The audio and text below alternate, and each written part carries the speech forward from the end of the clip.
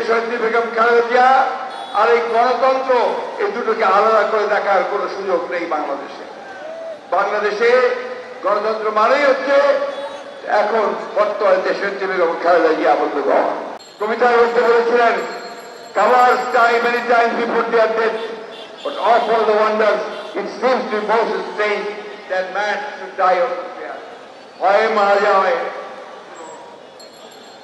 কোনো পৌরুষ নেই। ভয়ে মারা যাওয়ার চাইতে আসলে সাহস করে প্রতিরোধ করে তোলাই হচ্ছে একমাত্র কাজ।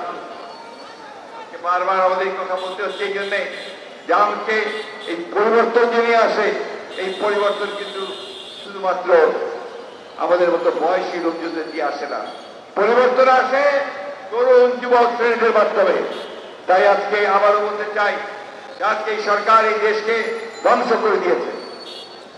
এই আওয়ামী লীগের সরকার একটা দখলদারি সরকার, এরা কর্মদিক জনগণের কোনো ম্যান্ডেট পায়নি।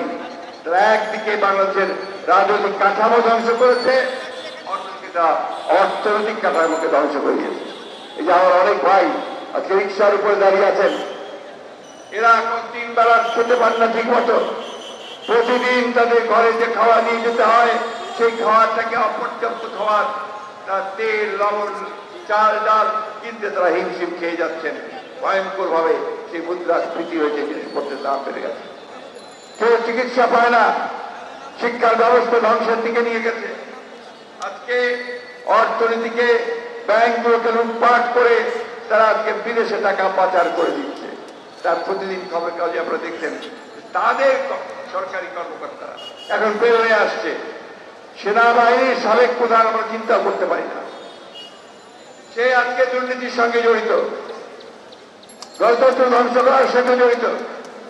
আজকে অবিশ্বাস্যের আগে যখন দেখি পুলিশ বাহিনী প্রধান সাবেক, তারা হাজার হাজার কোটি টাকার মালিক, সে ন্যাশনাল বোর্ড অফ রেভিনিউ ইন্ডিয়ার তার একজন কর্মকর্তা কয়েক হাজার কোটি টাকার মালিক, আরো একজন কর্মকর্তা সেও আপনার কিভাবে মালিক। এরকম ঠক বাঁচতে গাও জাল হয়ে যাবে। কিন্তু বড় বড় আরো যারা আছেন, যারা রাঘব বল, যারা চুরির হোতা, তাদেরকে কিন্তু এখন পর্যন্ত ধরা হচ্ছে না। বন্ধুগণ আজকে এই দেশ এই আওয়ামী লীগের হাতে, এই বর্বরদের হাতে, লুটেরাদের হাতে নিরাপদ নয়।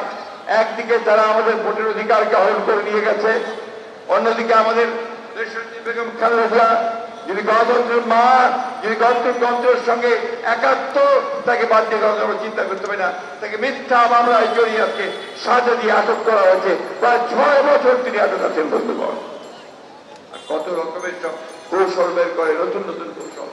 আমরা খুব পরিষ্কার করে বলতে চাই, দেশনেত্রীকে মুক্ত করুন, অন্যথায় আপনাদেরকে যে কোনো পরিণতির জন্য তৈরি থাকতে হবে। বন্ধুগণ।